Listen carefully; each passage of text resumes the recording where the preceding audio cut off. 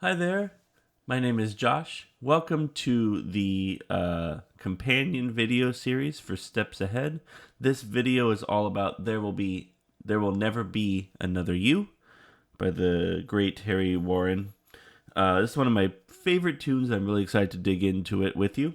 The basic premise for the video is as follows. We're going to go over the makeup of the tune, the form, and some of the progressions. I'm going to show you a diminished chord preparatory exercise that can be used not only for this tune but for a ton of songs. I found it really helpful when I engaged it in my personal practice.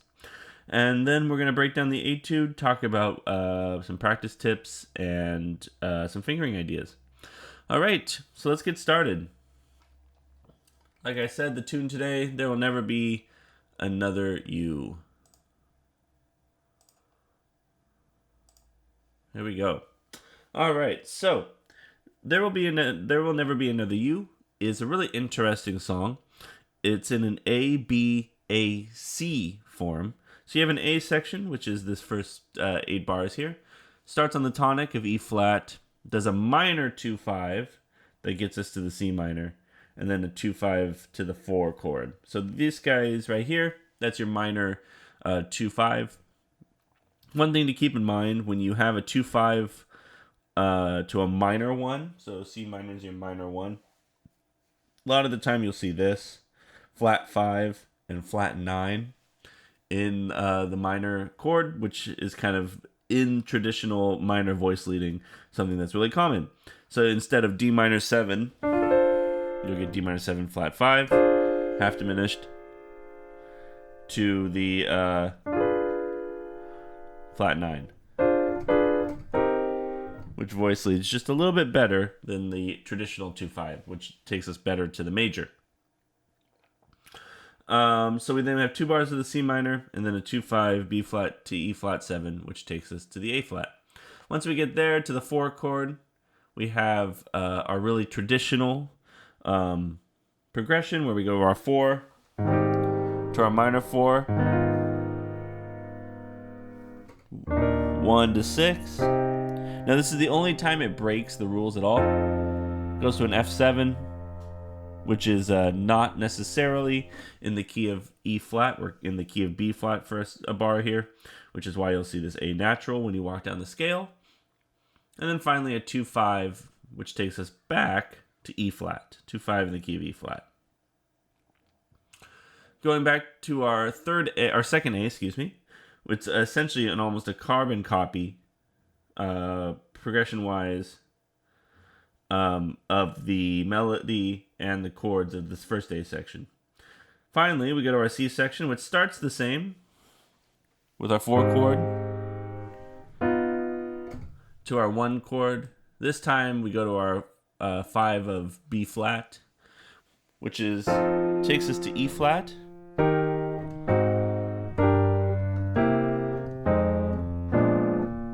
Which goes to the famous melodic line, There's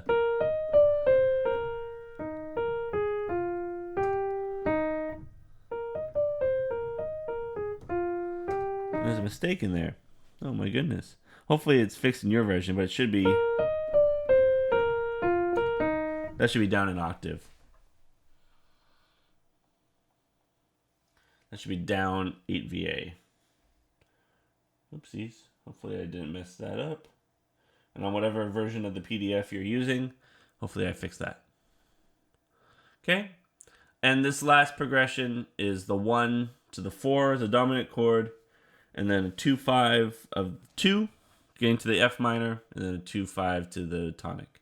Now, one thing to keep in mind about this melody before I play through the whole thing is the fact that this, besides that 1A natural in the 13th bar in the B section, this is an entirely diatonic melody, meaning it never falls away from the key of E flat.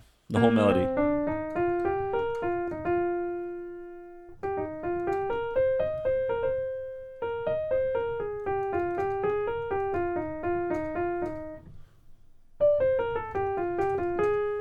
I mean, the entire melody is just the scale.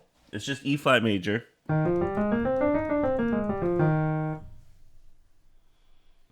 All by itself with no chromaticism at all. Kind of crazy. Let me play the melody for you so you can get an idea of what you're getting into, and then we'll talk about a preparatory exercise.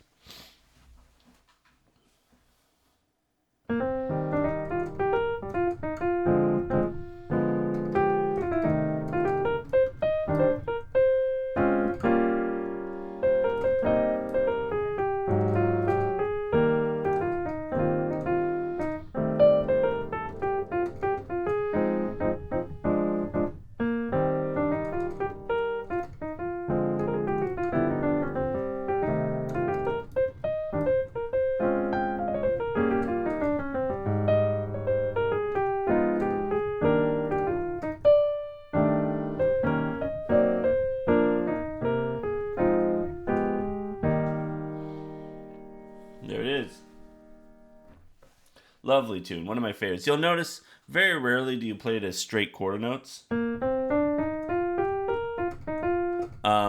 There are a couple of versions that tend to play that way. Every time I've played it, I play it more. A good example of how to find that phrasing for you is to sing along. I think I've talked about this several times in the book, that singing is the gateway to understanding a tune completely, in my opinion. And if you just sing along to a backing track, you'll find the phrasing that feels natural, and then you can just play that on the piano. There will be many other nights like this, where I'll be standing here with someone new. You can kind of use that as the way of getting into the melodic idea of the song, understand the phrasing, the lyrics, how they're connected to the melody, and use that as you make your decision on how to phrase it. But don't think about these as guidelines in terms of melody and even some of the notes. You can make up your own version if you'd like. All right, so that's the tune. Before we jump into the A tune, I'd love to do a preparatory exercise with you. Now, this is going to be a little bit different than the ones we've done so far, which is exciting. We're going to kind of go macro and go outside of the tune. Though I use this tactic, what made me think about this as a great preparatory exercise for this specific video is that I use this tactic in the A tune. And what that is the diminished chord.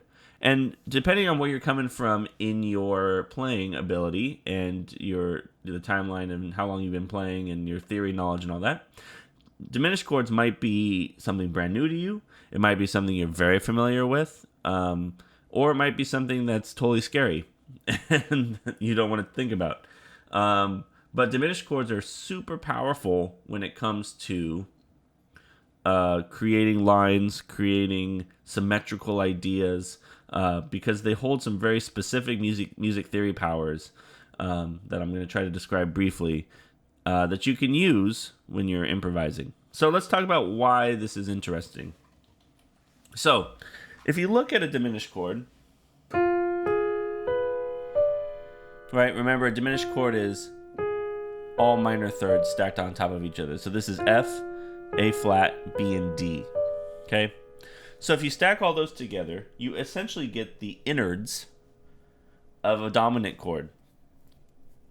Okay? So for G, so if this was G7, flat 9, you get the 7th, the flat 9, the 3rd, and the 5th. So put a G in the bass, play this chord in your right hand, play a G in the bass. Great voicing for G7 flat 9, which is on the 4th bar of this tune. Now, here's what's interesting about it. Move your left hand, don't change a single thing. Move your left hand up to B flat, a minor third higher, and play that. It's also B flat dominant, flat 9, with the 7th, or excuse me, the 5th, the 7th, the flat 9, and the 3rd.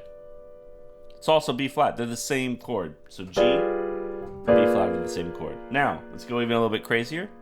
Take your B flat up another minor third to D flat.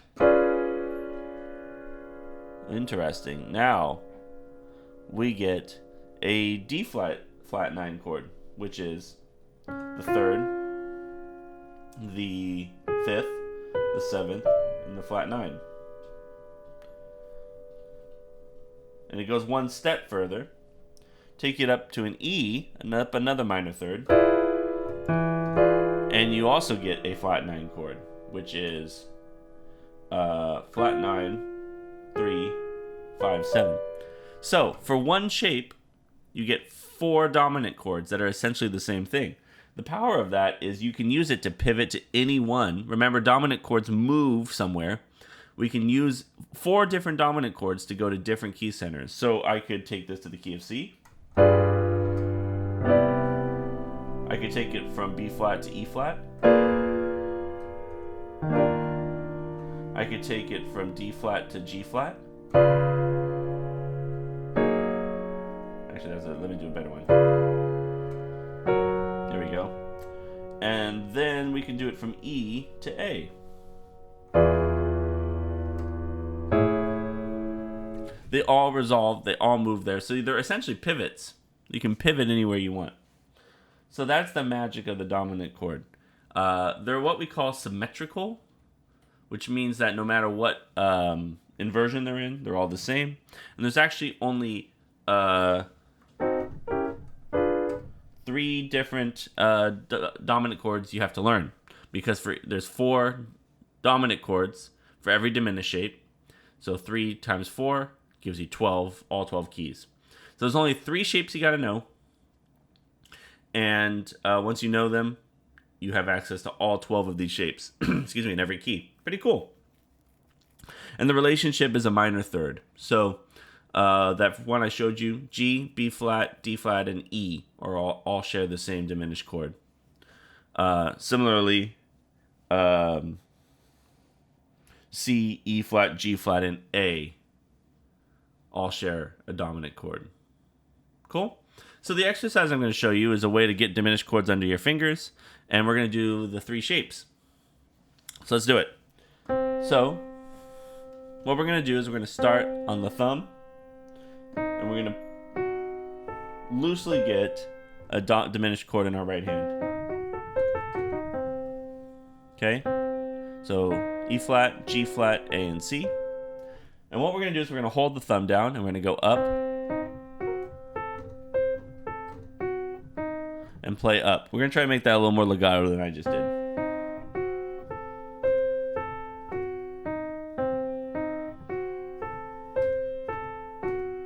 Okay?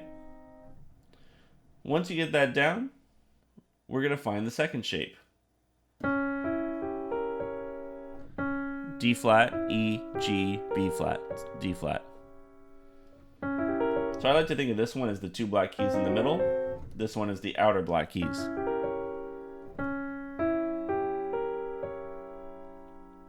Okay? So you get that shape on your fingers, pause as you need to, write stuff down if you need to remember the shape. And then we're going to do the same exercise.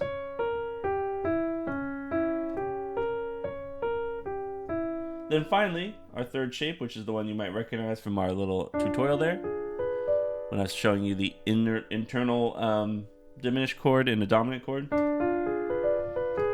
That's your third diminished chord. D, F, A flat, B, D. So once you have all 3 of those down, the exercise is as follows. We're going to do it 4 times. It's also working on strengthening and stretching your hand. And on the 4th one, we're going to see if we can go directly into the next shape.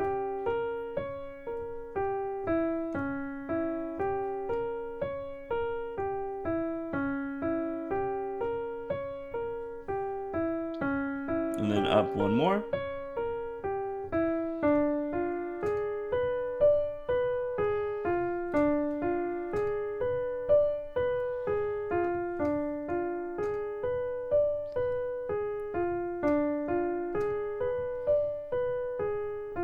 So eventually, if you kept going, if you kept climbing, you would get the same shapes again in all their permeations.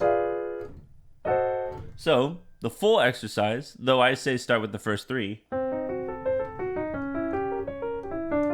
look something like that.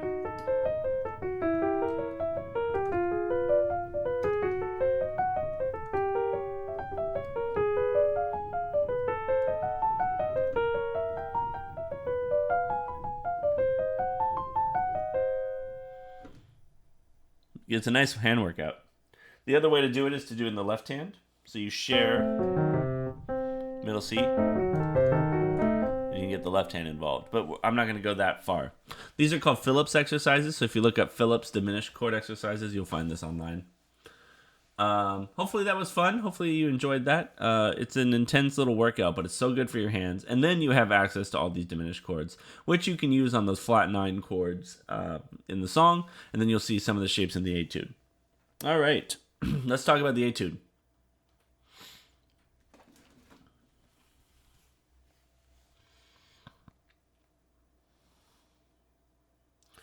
All right, so I start diatonic, meaning just in the key, not breaking any rules. I do a little bit of rhythmic displacement. So you notice these are all on downbeats. And then I do the first one on the upbeat. One, da da da, ba da ba da.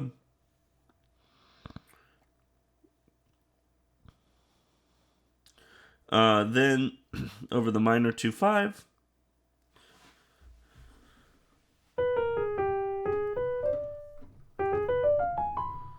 Diminished chord. Right, let me get my piano here so you can see that.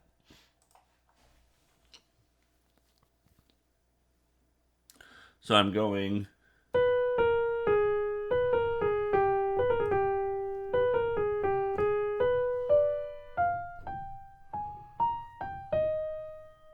Little arpeggio. Not really breaking the rules, kind of. So I'm using some diminished shapes. That's all diminished. And then I'm connecting it to an E flat arpeggio over the G flat. I then sequence it. So I did same exact shape, diatonic, but using the rhythm to connect the shapes. This right here is actually one of my favorite shapes in the etude. See if I can actually play it.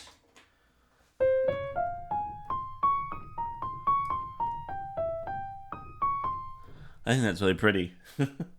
I mean, I guess I should think it's pretty if I wrote it, but so this is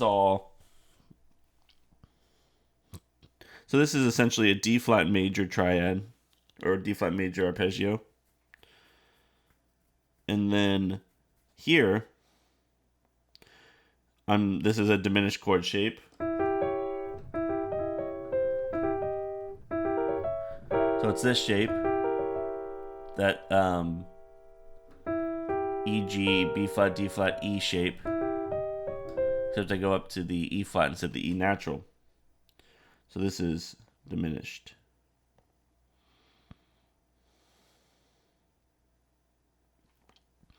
Going into the first B section, we hit the third.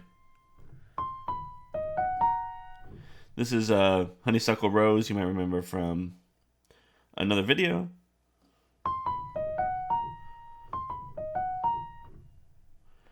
We then keep going and arpeggiate down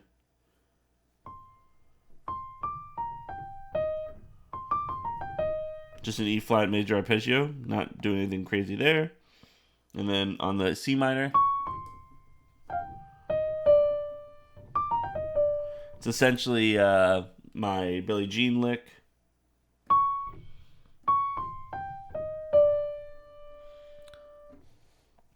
Again, you can notice these are all structured with the same rhythm, all three of these.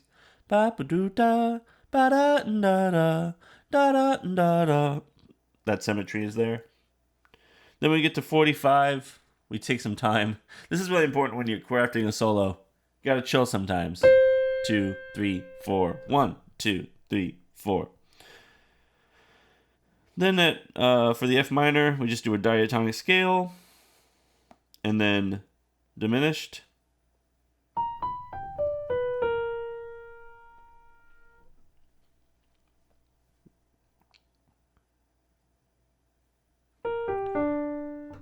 Here's a little Misty quote. Look at me. Which is that the 5, the third, down to the major 7. Look at me.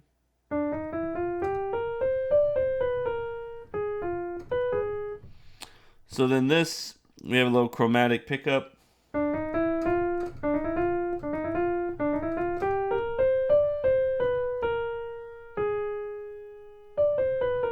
Some chromaticism in there to make the scale fit.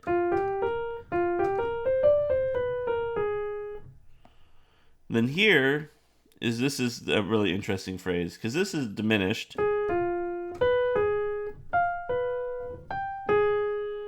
With growing intervallic relationship. So this is, these are short, small intervals, minor thirds.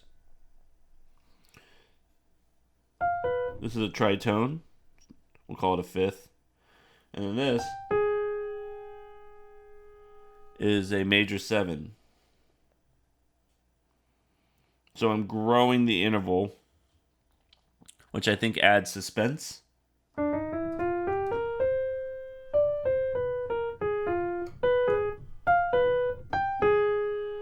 Right? I think when you leap, it makes it more dramatic in general. Then I answer the phrase. So that leap leaves me very unsure of myself, which then at measure 53, I do a nice calming phrase to kind of balance the scales.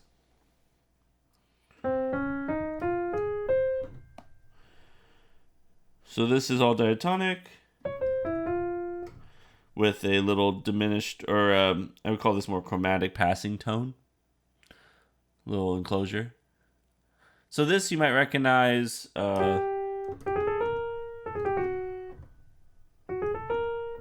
just moving up from the 7th to the 9th to the flat 7th back to the 9th. So this is the 7, the 9, the flat 7, and the 9. And then using chromatic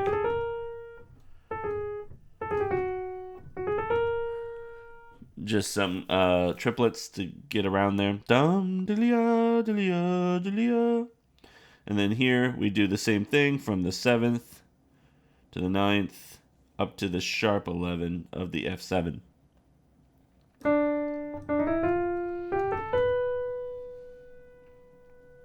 And then here I just took the last, because there's so many chords moving, I just took the last phrase.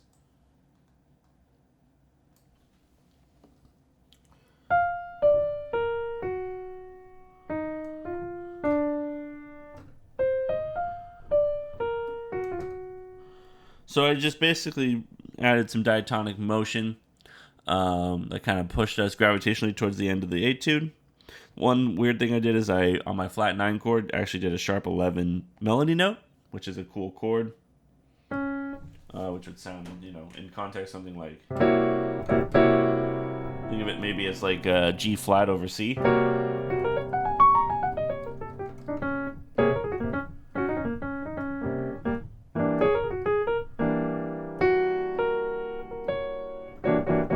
Pretty cool. All right, let me go ahead and play through the whole thing for you. So this is the entire etude for There Will Never Be Another You. 1, 2, 1, 2, 3, 4.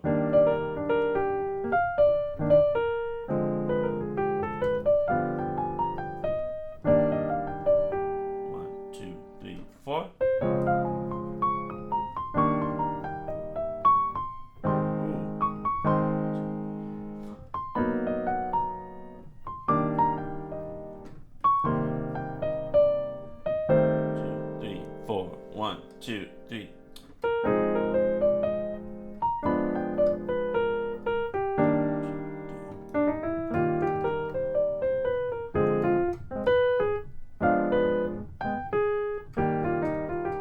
See that tension and release?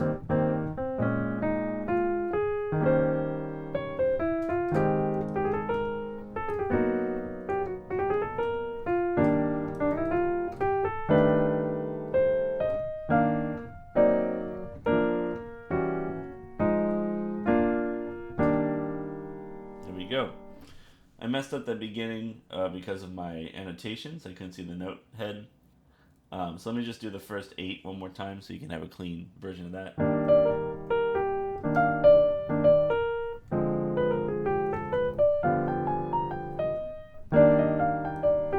1, 2, 3, 4.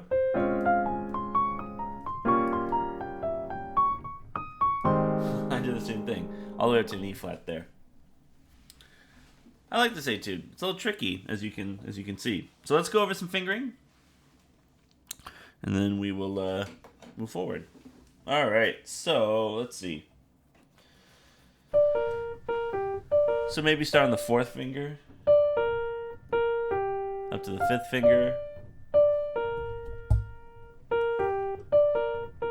You can hold a G minor 7 shape for those first 2 bars. Squeeze the hand in.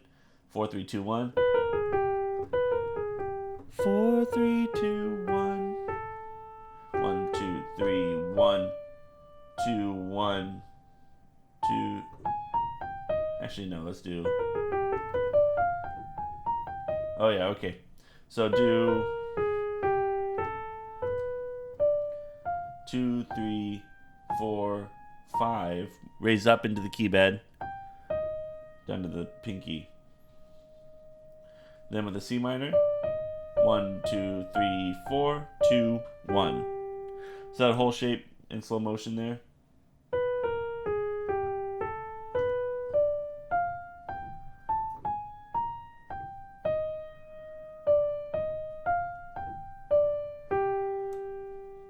Okay.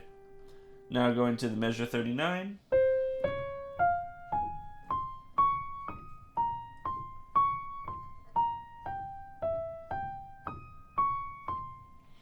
Alright, let's go over what I would do. So I start my thumb. I like 1, 2, 1, 2, 1, 3, 4, 2, 3 or 2, 1, 3, 1, 3, 2, 1, 2, 5, 4, 3. That's probably the trickiest fingering line in the whole thing, so be careful on that. Maybe spend some time picking one that works best for you.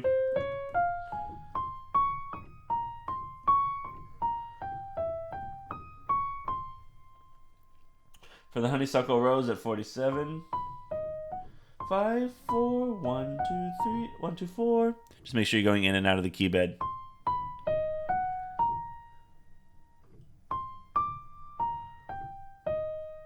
Again, keep going just with that fingering that you're in.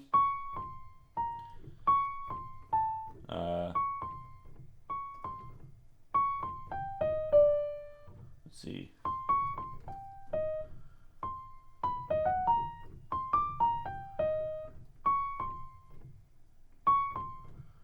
Let's see, what did I do?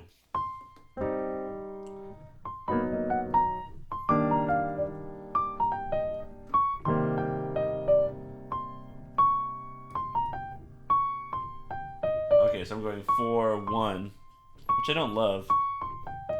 Oh, here we go. 4, 3. So do 4, 3, 1, 2, 1. That's way better. And then 2, 1. That gets you to 45. What's nice about that is you have plenty of time at the F7 to do whatever you want. So it doesn't really matter what finger you end on. So then move to your 3rd finger. 3, 2, 3, 1, 2, 3. And then I do 4, 4, 5, 3, 1, 3, 2, 3, 2, 1, 1, 2, 3, 1, 2, 3, 4, 5, 4, 3, 2. Pick up the hand. 2, 1. 3, 2, 5, 1, 5, 1, and then pick up the hand. 5, 4, 3, 4, 5, 1. Then going into 55. 1, 2, 3, 1, 2, 4, 5, 4, 1, 2, 1, 1, 2, 3, 4, 3, 2, 1, 2, 2, 3, 1, 4, 2, 1, 1, 2, 3, 4, 1, 2, 3, 1, 3. Now the ending here, you can do whatever you want. You can literally do it all with your third finger if you wanted to. If you want a little more legato, maybe 5, 3, 2, 1. Pick up the hand. 2, 1, 2, 3, 1. Something like that. So hopefully you got some ideas here. Go ahead and play around with some of the different fingerings. Enjoy this etude. Enjoy your diminished chords. And I'll see you on the next video.